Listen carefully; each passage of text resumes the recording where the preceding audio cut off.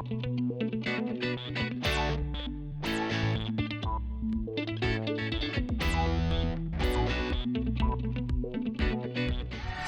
of young rascals, Greg's in the house.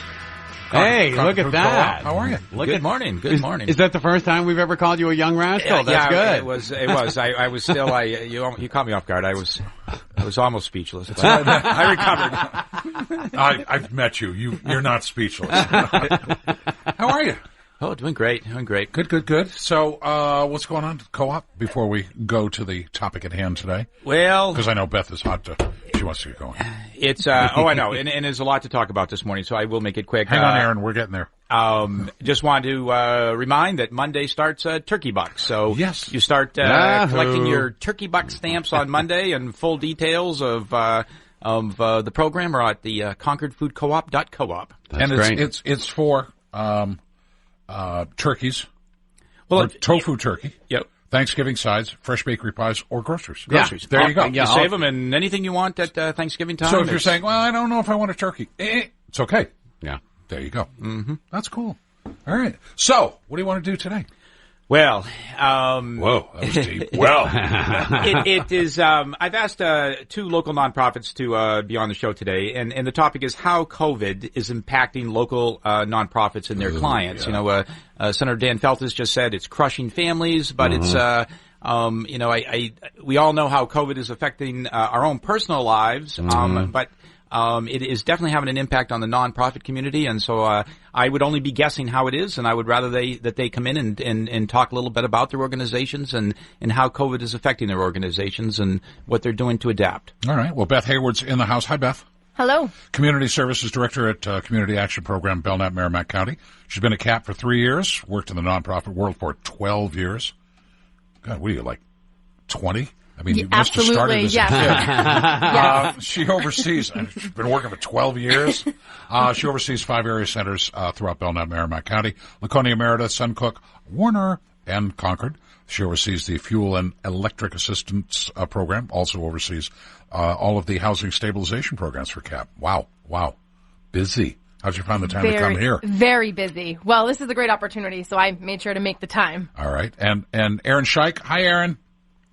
Hi, good morning. There you are. Catch's Assistant Vice President of Community Relations. Been with Catch since August 2013. Enjoys working on Catch's development, marketing, and events. Proud to now call Concord her home. Nice. Spends much of her free time exploring New Hampshire. Plenty to see. And working to make it a better place for young people to live and to thrive. So to Erin and Beth, thank you. And Greg, you and I have talked about this before, and we've talked about it with other people who have come on. Yeah, nonprofits have taken it on the chin. Their marketing campaigns, not the lack of funding coming in to accomplish their missions. Yeah. The golf tournaments and all the events that they have to raise funds and awareness, gone. I think Erin hosted the last event that I attended. It was what was it again, Erin? Unmasking. Go ahead with what the event was. But I think that was the last public event that I attended. Was that March, Erin? Oh wow. Yes, it was Friday, March 13th, which honestly we should have known with that Friday date, what was coming. Yeah, true. No, and then over the weekend it exploded in New York, and then things just went shut. And the opposite occurred. It was unmasking, and then everybody had to start wearing masks. So it was yes, ironic. Man, so I can blame you for all this. Right. Wow. So so it's been downhill. How do you put the brakes on it, Erin, and still, I mean, you're still relevant. Your mission is still relevant. How do you, share that with people, and where's the money coming from to do it?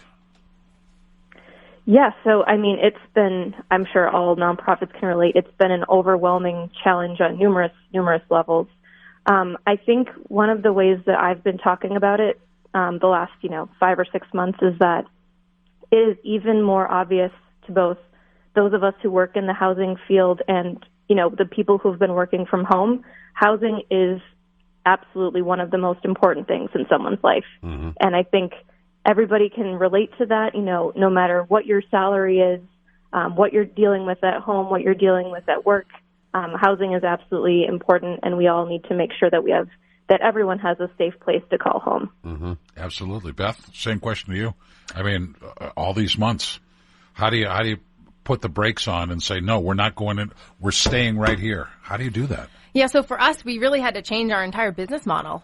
We are not an electronic, online kind of nonprofit, or we will not in March. Right. Okay. Right. Yeah. And so for a lot of our programs, we have had to completely readjust, and it's been a challenge. Now, how do you do that? How do you take it from not to here we are? So it's by program. So for me, Fuel and Electric has now completely gone email, mail, that kind of piece. Wow. And same thing with all of our housing programs. We have gone from, face-to-face, which is totally needed, to we're going to work with you over the phone. We're going to email with you. Any way that they could communicate with us, we met them that way. So really a whole entire business model change, Now, which we're still doing. Where does the money come from for the fuel assistance? So that is a federal program that comes into the state of New Hampshire, OSI, Office of Strategic Initiatives, and then it's given out to the 5 community action programs. Do you have to apply for it, or do they just say, hey, here's a check based on last year? So we do apply. The community action programs are the only ones that implement it. Right. So every year it's a new grant. So we know we're getting it, but we do have to go through the process. And we never quite know what the funding is and whether or not it's going to get signed off every single year. Do you see a greater need this year? It's the beginning, so I think so. Right. What happened is people weren't eligible right at first because of the unemployment. Okay. Right. Sure. And now that that's gone, that's where we're seeing people because the Farmer's Almanac and the old Farmer's Almanac and the Farmer's Almanac, this year they actually both agree that it's going to be cold and snowy. It's like, whoa, for the fact that they both agree, we should pay attention. Yeah. Yeah, and we're trying really hard to get people in now and get their applications done now so that we have less emergencies, because emergencies are going to be a little more difficult because it's not face-to-face. Right. I mean, and getting the word out early is a good thing, because people very often wait till that weekend in January where it's like 10 below for a high, and they're freezing, and they're like, I wonder if we can get assistance. Yeah. When you should just reach out ahead of time and try to arrange for it. Or the weatherman on Channel 9 is going, hey, look what's coming here this weekend. Yeah. Okay, I need some help. I think I'll call now. Hi, I know it's Friday. Yeah, I know. So Beth, Community Action Program is very diverse. You have all different types of programs. Could you just list some of them so listeners understand the scope of your organization? Sure. Services? So we have over 70 programs. The big ones you've heard of: Head Start, WIC, Senior Companions, Meals on Wheels, Fuel Assistance. We have food pantries. We distribute the food, USDA food, to the entire state, to all the food pantries that have, contracted with us. Wow. That's a huge one that we have as well. So those are some of the major ones. And that's been the food alone has been very busy this year. Absolutely. Yeah. And the government has done a great job with getting food to us that we need it. One of the problems is storage. A lot of our pantries don't have that capacity. Right. So we've been trying to give people more food so that they have the storage, and we're able to say, come back again, don't be afraid to come back and see us more than once a month. We have food. We want to help you. And Erin, same question. The Catch is a massive organization as well, not as diversified, but could you spend a minute and just talk about what Catch does? Yeah, absolutely. We have 3 major programs. I think what people know us mostly for is our affordable rental apartments. We serve all of Merrimack County, and we have 325 beautiful apartments throughout that region. And then we also have the Endicott Hotel, which you guys might be familiar with, is also ours, and it's our market rate property right on Main Street. We also have an in-house property management company called Alliance Asset Management, and they do an awesome job of leasing up those apartments and kind of working with our residents day to day. We have resident service coordinators who connect our residents. For example, if they might need heating assistance, they would reach out to CAP and connect the residents with those services. And then we also have Home Team, which is a partnership organization with NeighborWorks of Southern New Hampshire and the Lakes Region organizations and AHEAD, and that is our homebuyer education center and also counseling. And we've had to pivot those typically in-person programs significantly over the last couple of months. Right. But, the real estate market is still crazy, and people are still buying houses, so we really want to keep serving people if they're they're able. Mm-hmm. So I'll ask the question. I think I know the answer, but what's the vacancy rate on those 325 apartments? I couldn't tell you today, but I'm sure it's very low. That was the assumption. Yeah, I was thinking like none. Yeah, and what's Catch's mission, if you could, Erin? Sure. Our mission is to strengthen our communities by creating opportunities for affordable, quality housing for people otherwise not being served. Right. And it's great to do that for those, because that's really where your confidence starts, is when you've got a nice, safe home, then you can build from there and become part of the community. Yes, absolutely. We strongly believe that home is connected to all the other things that, we all value in life. Are there any overlaps between CAP and Catch in terms of market served or population served? Oh, absolutely. We have a lot of rental assistance programs where before someone can get that assistance, they have to have secured an apartment. Okay. And so right there, that is a huge crossover. Nice. Wow. Nice. Wow. So, how hard has it been that, Erin, you haven't been able to get your, do fundraising, and to get your message out? Yes, it's certainly been a challenge, and like Greg said earlier, we really snuck that event in, and are very grateful we were able to sneak that in March. We're not totally sure what that's going to look like this coming up year. We're not super confident we'll be able to do in-person events. I know organizations like the Coalition to End Homelessness and others have been able to do golf tournaments and things like that outside, but as the weather gets colder and people don't feel comfortable being outside either, I'm not sure if in-person events are going to be a reality in the coming year. So which is which is unfortunate. We're because, still working on that. Zoom events, I get they're still trying to do something, but it's not the same as. It's not the same. No, it's just not the same. No. In terms of getting the word out or participation, it's just, you're doing something, but chances are you're probably reaching the people that already support you anyway. Absolutely. And I think in fundraising, building relationships is absolutely the most important thing, whether it's with awesome people at the co-op or whether it's with our board members, and the fact that we can't, meet face to face and talk about the programs we're doing is a real challenge. Wow. Beth, are you the head of all the 70 programs? No, absolutely not. I was going to say, that would impress the hell out of you. No.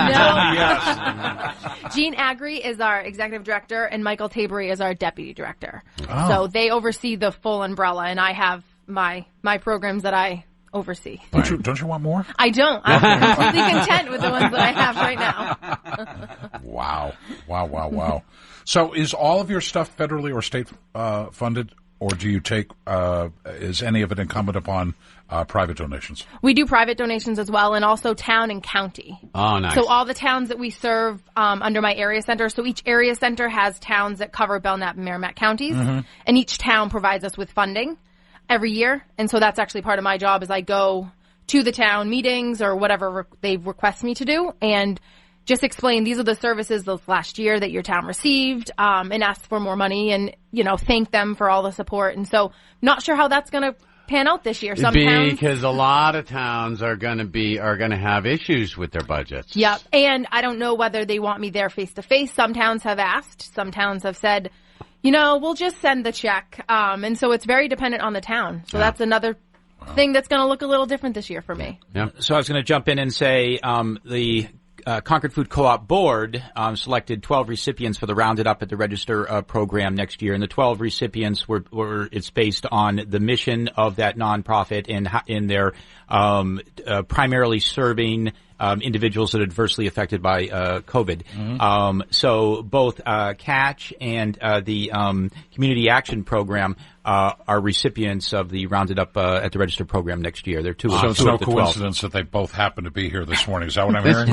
That's the co-op working with the community. No, I think it's great. Yeah, I'm just happy, like you, to get the word out, to give these organizations a chance to go, hello, we're still here. Yeah. Oh, by the way, the need is still there. Yeah. It's not going away. And speaking of the need, I mean, when the eviction moratorium, I guess that's till December now, I believe. So is your organization talk about, well, what happens then? What's the need at that point? And are you gearing up for that or trying to adjust for something? So we're already full force in the housing stabilization, the U Cares money, the $35 million that the governor has released. The 5 community action programs are the recipients of it, and we are full force right now helping people.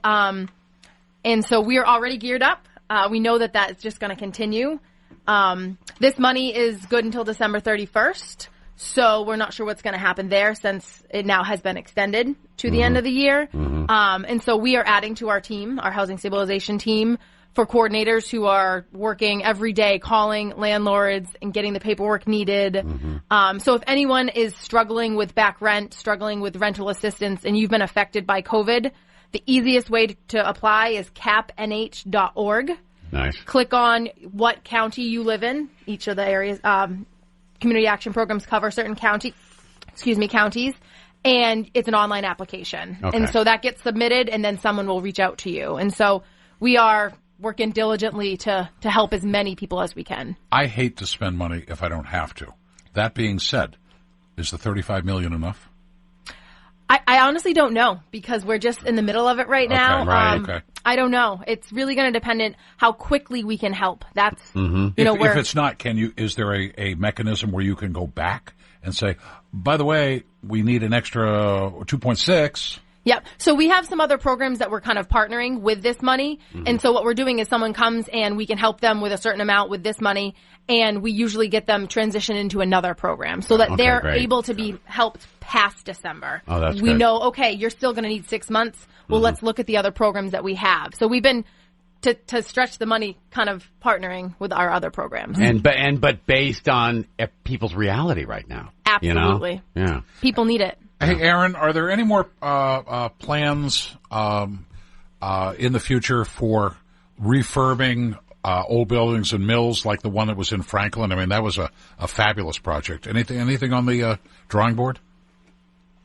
Yes, so we are actually planning to break ground on a new property up in Endicott. That one is not a rehabilitation project quite as extensive and awesome as Franklin. That's just my personal opinion, obviously. But we are hoping to break ground on that this fall. We are already seeing construction and lumber costs going crazy. Yeah. Between people doing, home projects during all of this, building a new deck, in addition to hurricanes causing, all of that destruction. We're already seeing a rise in cost. So definitely hoping to keep things on schedule, but only time will tell. How many units are you looking at Endicott? I don't know the final number right now. We're still working with our architects, but I believe it's around 30. Okay. All right. I'll tell you what, we have to take a quick break. Yeah. And then we'll do that, and we'll be back with Erin, Beth, and Kim. Oh, the young rascal. And Greg. And the young rascal. Yeah, that's it. We'll be right back.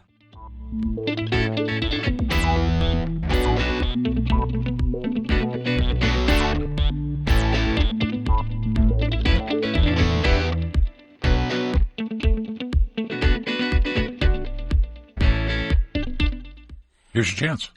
Well, I wanted to ask Erin another question. Erin, I had read recently that the number one reason that people are homeless is they cannot afford a place to live. How many people are out there trying to build workforce housing as Catch is? I would say it's kind of regional in New Hampshire. We have partner organizations in the Lakes region, up in Littleton, and then we have NeighborWorks Southern New Hampshire, which serves Manchester and Nashua, and there are also a couple other developers that I know of kind of throughout the state. So there are a lot of organizations. Unfortunately, there's not a lot of sources of funding for organizations like us. Yeah, we use the low-income housing tax credit, and there's not enough to go around, unfortunately. All right, Erin and Beth, we both invite you back. You can come without Greg. Call us. Let us know. We'll love to chat with you and give you exposure. Happy to do it. Beth Heyward, Erin Schaick, Greg from the Concord Food Co-op.